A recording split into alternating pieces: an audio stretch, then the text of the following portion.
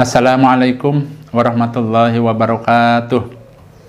Alhamdulillahilladzi hadana li hadza wa ma kunna linahtadiya laula an hadanallah. Laqad ja'at rusulu rabbina bil haqq wa nudu antil kumul jannatu uristumuha bima kuntum ta'malun.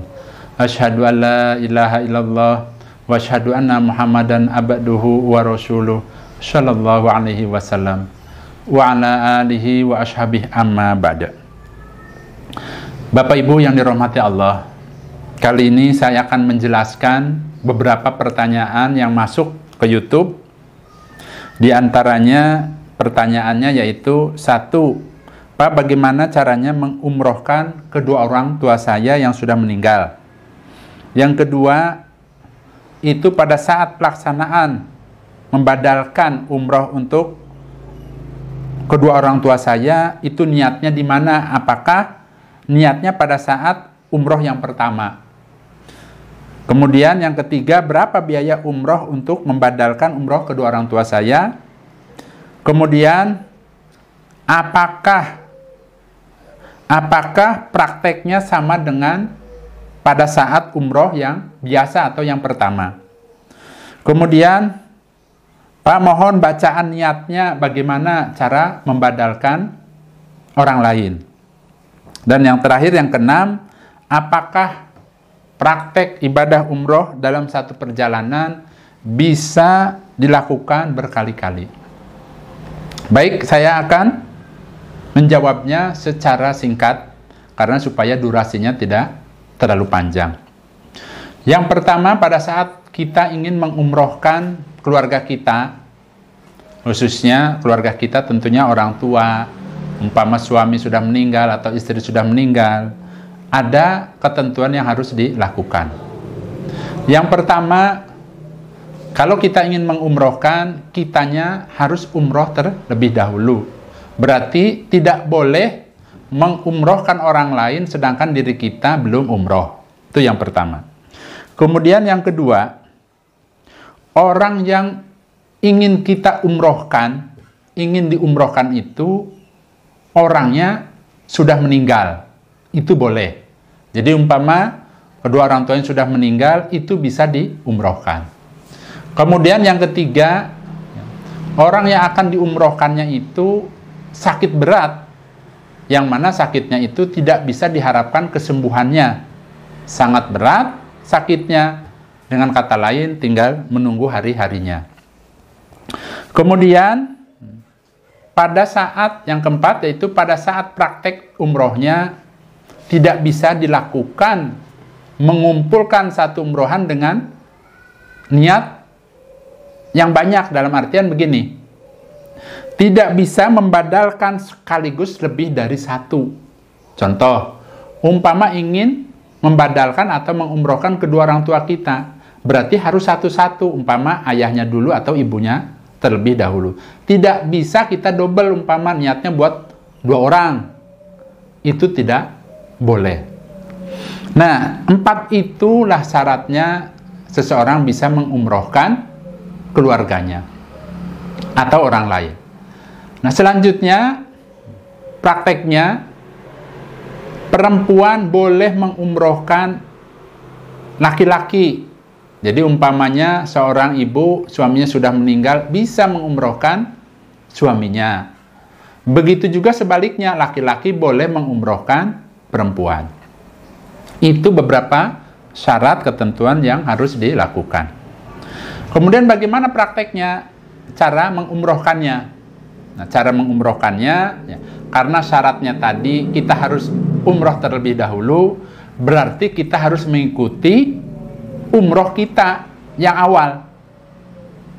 Karena biasanya dari travel itu, ya, pada saat setelah selesai umroh yang pertama, besok-besoknya insya Allah yang setelah 2 hari atau 3 hari di Mekah, itu biasanya pembimbingnya itu memberitahukan bahwa ada perjalanan atau rombongan mengumrohkan orang lain. Jadi memberikan kesempatan kepada orang-orang yang ingin mengumrohkan. Nah, berarti kita ikut tuh. Kita ikut, Kemudian kita niatkan untuk membadalkan atau mengumrohkan kedua orang tua kita. Namun pada saat itu berarti yang boleh baru satu tuh.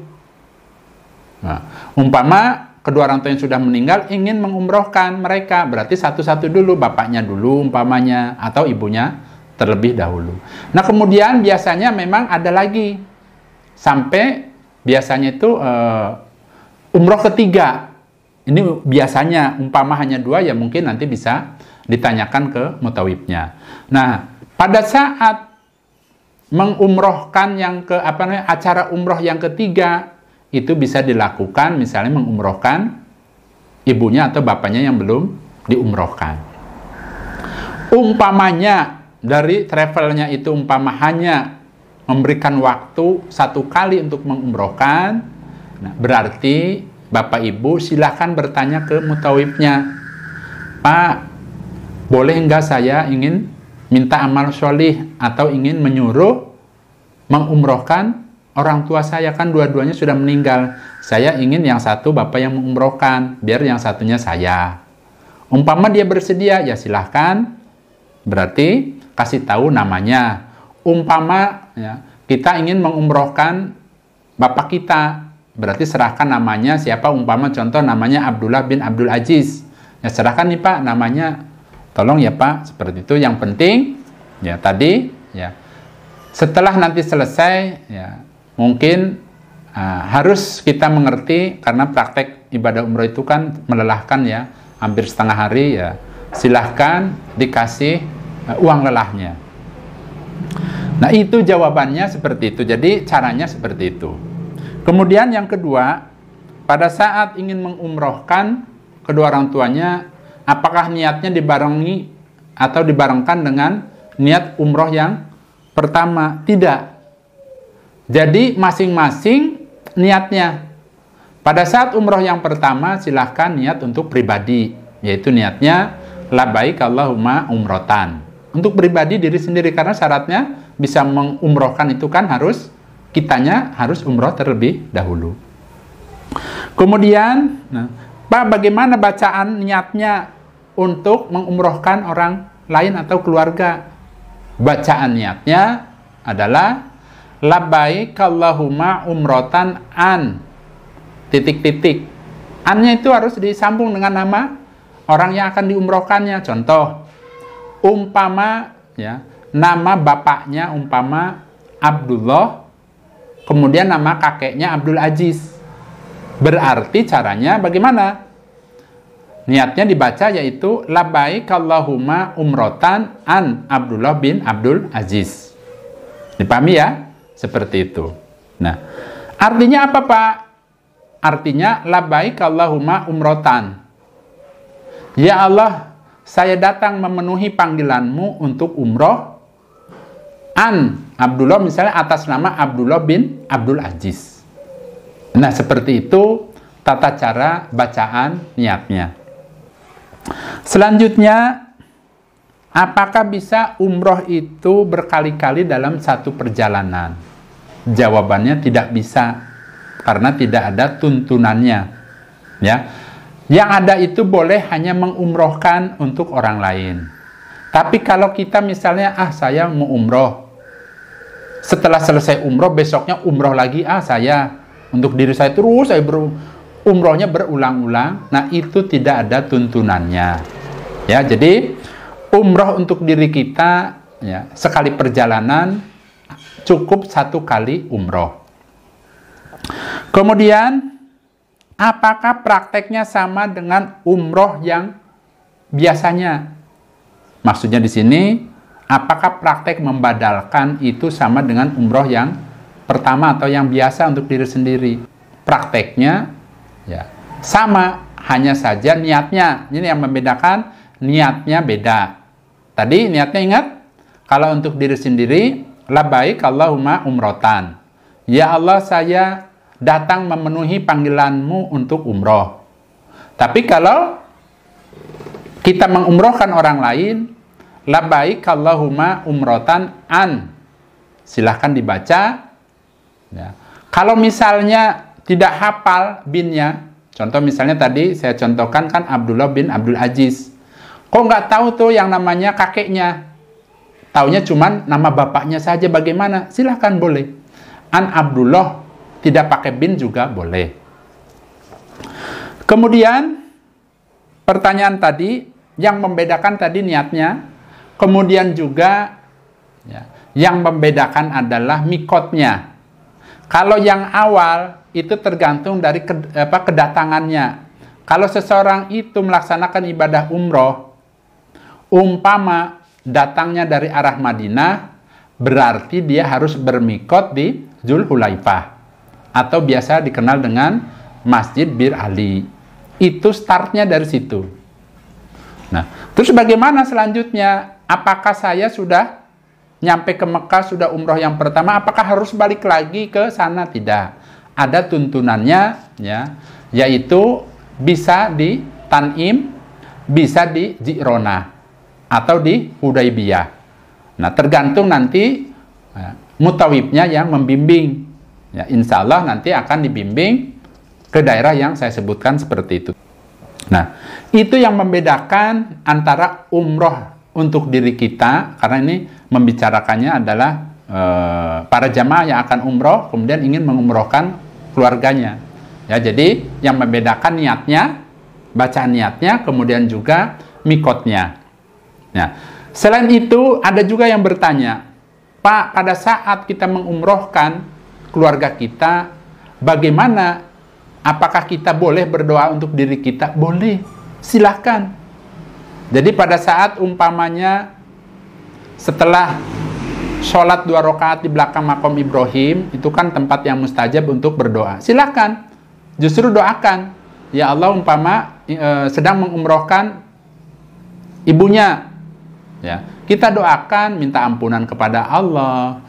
Kemudian juga setelah kita doakan ibu kita, keluarga kita, anak-anak kita, diri kita juga boleh sekalian kita berdoa kepada Allah.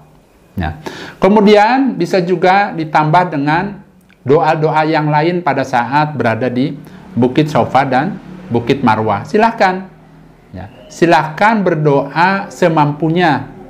Jadi bukan berarti hanya mendoakan orang yang diumrohkan. Untuk dirinya boleh, ditambah begitu.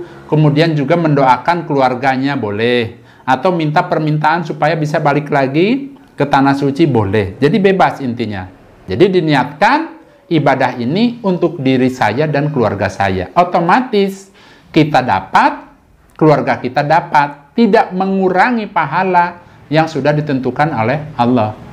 Nah, berarti hatinya supaya diniatkan, semua amal ibadahnya diniatkan untuk dirinya dan keluarganya.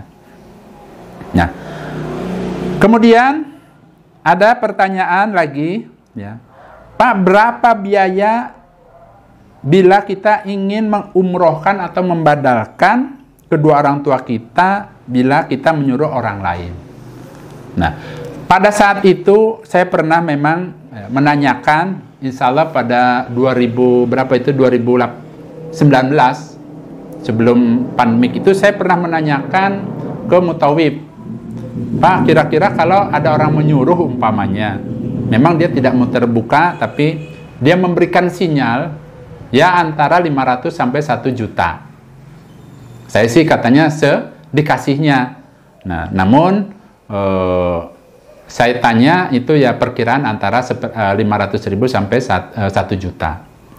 Namun pernah saya membaca informasi, ya, dapat informasi itu bahwa kalau kita tidak umroh, kemudian kita ingin membadalkan orang tua kita, kita bisa menyuruh, ya, orang lain yang ada di Mekah, Madinah, biasanya mutawib yang ada di sana bisa disuruh untuk mengumrohkan dengan catatan tadi, ya, orangnya sekiranya bisa dipercaya atau amanah.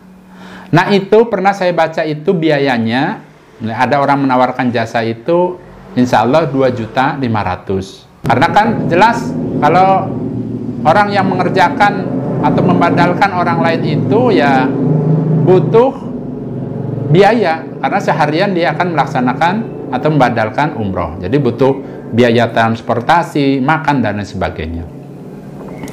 Nah, saya rasa itu Bapak Ibu sekalian, mudah-mudahan apa yang saya jelaskan ini dapat bermanfaat khususnya bagi Bapak Ibu yang akan melaksanakan ibadah umroh.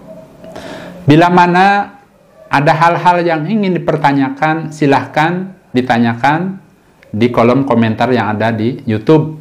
Mudah-mudahan saya sehat, saya kuat, dan bisa menjawab semua pertanyaan-pertanyaan yang Bapak Ibu sampaikan. Alhamdulillah, jazakumullahu khaira. Mudah-mudahan video ini dapat bermanfaat dan bisa menjadi jariah berpahala buat saya dan keluarga. Bila ada kekurangan bisa ditambahkan, bila ada kesalahan dalam penyampaian, saya mohon maaf. Saya pamit. Wassalamualaikum warahmatullahi wabarakatuh.